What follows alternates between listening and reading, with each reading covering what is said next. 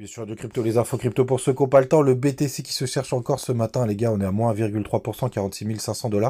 Du côté de la map, c'est assez stable, mais il y a quand même des gros dossiers qui poussent, comme Avax et Matic qui poussent 8% ce matin. Et j'ai vu que Uni essaye aussi de se réveiller, on est à plus 7%.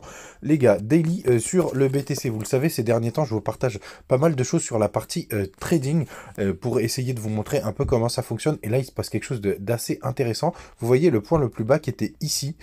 Donc ça veut dire que vous avez la majorité des stop loss ou des liquidations qui peuvent se faire juste en dessous. Et vous voyez, ces mèches un peu dégueu sont allées les chercher. Donc faites attention, hein, comme je l'expliquais dans cette vidéo que pas mal de monde a vu, vous êtes à peu près 15 000 à l'avoir vu, il y a vraiment pas mal de monde, des market makers, et en tout cas qui savent exactement où sont positionnés vos stops et qui viennent les chercher pour déclencher vos positions, voire les liquider, et donc pour récupérer de l'oseille. Donc faites attention à vous. Vous voyez, MACD, il arrête pas de nous faire des feintes, il frotte ici, mais ce que je trouve assez intéressant, c'est que pour moi, on est en train d'accumuler plusieurs bottoms ici, on est en train de les travailler, donc ça en fait 3 là en l'espace de quelques jours, donc c'est plutôt intéressant. On reste quand même dans la globalité, dans ce bas de range qu'on aurait pu former ici, j'aurais pu mettre une droite ici, donc ça reste quand même assez intéressant, pourquoi pas de trader les bornes basses, les bornes hautes, etc., mais faites quand même attention, c'est vraiment assez manipulé, je trouve, ces derniers temps. Sinon, les gars, je voulais vous dire qu'il y a quand même beaucoup d'assets qui commencent à avoir des belles gueules. Là, vous voyez Mir, on est en train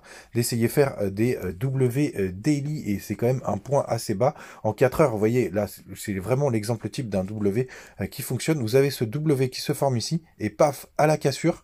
Donc, c'est-à-dire quand on vient breaker ici, ça part assez fort. C'est ce qu'on appelle des mouvements de continuation, et vous avez beaucoup de traders qui rentrent très souvent sur les cassures pour essayer de capter justement cette continuation.